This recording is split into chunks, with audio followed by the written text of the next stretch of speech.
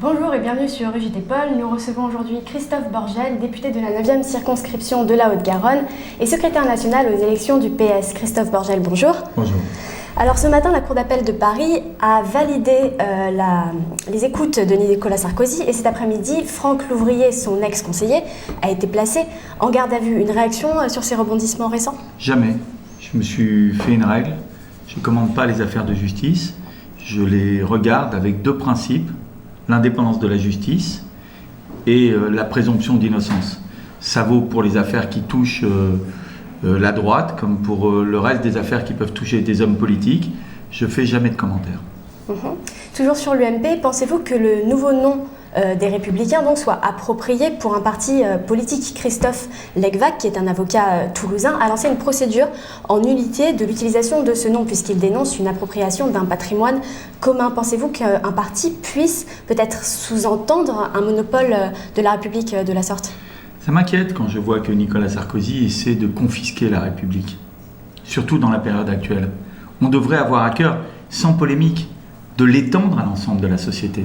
Quand on voit ce qui s'est passé début janvier, quand on voit ce qui se passe à Béziers, où quand même on se pince pour y croire, demain qu'est-ce qu'il va faire le maire de Béziers ? Mettre un petit croissant vert, comme à une époque on mettait une étoile jaune sur la veste des enfants pour mieux les reconnaître à l'entrée des écoles. Et c'est à ce moment-là qu'il faudrait réduire la République à un parti, aussi respectable soit-il. Non, la République c'est notre bien commun. J'ai signé la pétition de Christophe Legvac et je lui ai apporté tout mon soutien. Et la Fédération des élus socialistes et républicains, présidée par Pierre Cohen, accompagnera Christophe Legvac dans son action en justice. D'accord, justement, vous en parliez, toujours sur l'éducation. Vous vous êtes exprimé donc à plusieurs reprises contre le fichage de Robert Ménard, maire de Béziers. La loi autorise le Conseil des ministres à révoquer un maire dans certaines conditions. Pensez-vous que Robert Ménard pourrait être révoqué à terme, au final, après cette affaire de fichage ? Pour le moment, il y a une action de justice qui est en cours. À la demande de la ministre de l'Éducation, la rectrice de Montpellier a saisi la justice et il y a une enquête préliminaire qui est ouverte. On voit bien que M. Ménard a fait en sorte qu'il n'y ait pas d'éléments probants, mais il y a sa déclaration à la télévision. C'est une déclaration indigne pour un maire. Indigne. Vous savez, quand on est élu maire, on ne peut plus dire n'importe quoi, c'est fini, on a une responsabilité, on a une parole publique. Il y a des gens qui nous écoutent, il y a des électeurs, et des électeurs dont on sait qu'aujourd'hui ils sont traversés par des doutes, dont on sait que pour une partie d'entre eux, ils pensent que les problèmes du pays, c'est parce qu'il y a trop d'immigrés, et soyons clairs. En France, dans le rapport que nous avons avec le Maghreb et en particulier l'Algérie, il y a trop d'immigrés, ça veut dire qu'il y a trop d'Arabes. Ça, c'est insupportable. Et donc, je ne sais pas si demain les conséquences sera la révocation de M. Ménard, mais pour ce qui me concerne, je pense qu'il s'est totalement déshonoré et qu'il s'honorerait d'abandonner son mandat. Hier, Jeanne, le micro-parti donc, de Marine Le Pen, a été mise en examen, soupçonnée d'avoir reçu un financement illicite dans le cadre des campagnes législatives et présidentielles de 2012. Il existe 300 formations politiques en France aujourd'hui. Avez-vous peur que le PS connaisse à son tour des déconvenues comme le FN avec Jeanne, par exemple ? Non, absolument pas. Absolument pas. Le Parti socialiste est un parti qui a été l'un des premiers à se mettre en conformité avec la loi sur les financements électoraux. On est, nous, extrêmement transparents. Mais justement, est-ce que vous ne pensez pas que cette loi sur les financements des partis politiques est quelque peu opaque, notamment pour les citoyens non, elle n'a rien d'opaque. Les comptes des partis sont publics. Non, elle n'a rien d'opaque. Il y a une commission nationale de transparence de la vie publique et des financements des campagnes électorales qui contrôle les financements des partis politiques. On est obligé de rendre, chaque fois que le Parti socialiste dépense 1 euro, que ce soit à Toulouse ou à Paris, c'est dans des comptes qui sont déposés chaque année auprès de la Commission nationale et elle peut diligenter, nous demander d'aller dans des fédérations, vérifier des choses. Et puis nous, vous savez, tous les trimestres, il y a un rapport du trésorier national devant le bureau national du parti. Quand je vois qu'à l'UMP, ils ont dit on va faire un rapport une fois par an à la direction, comme si c'était un truc novateur, mais ça a toujours existé au Parti socialiste.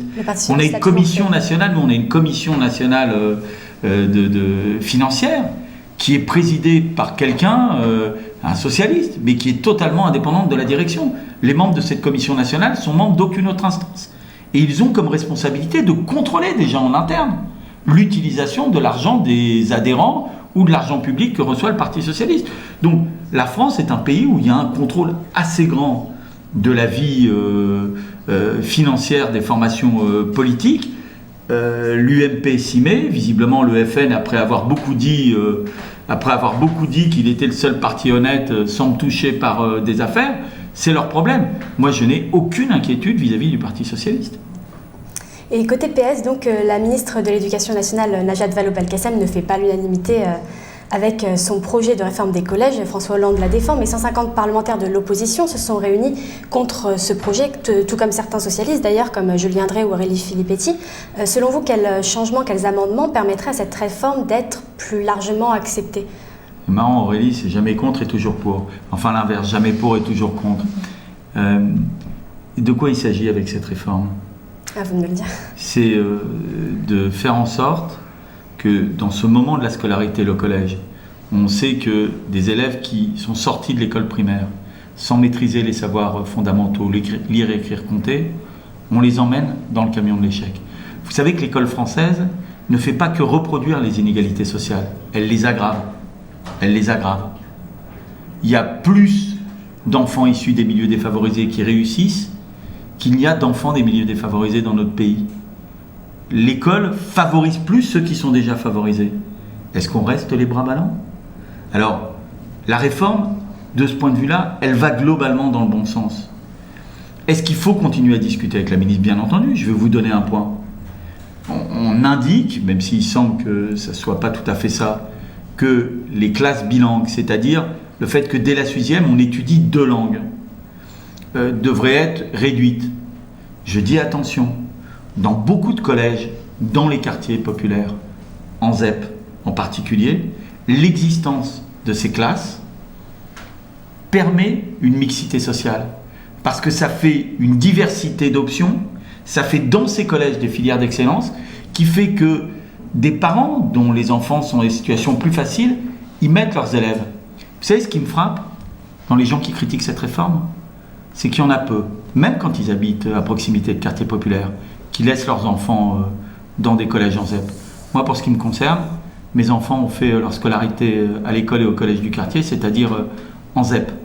Je ne supporte pas ces donneurs de leçons qui expliquent comment doit être l'école de la République dans les quartiers populaires, mais quand ils y habitent, obtiennent des dérogations pour mettre leurs enfants au cœur des villes. Merci Christophe Borgel d'avoir accepté notre invitation. C'est la fin de notre édition. Merci de nous avoir suivis. Tout de suite, la météo votre week-end. Bonne soirée.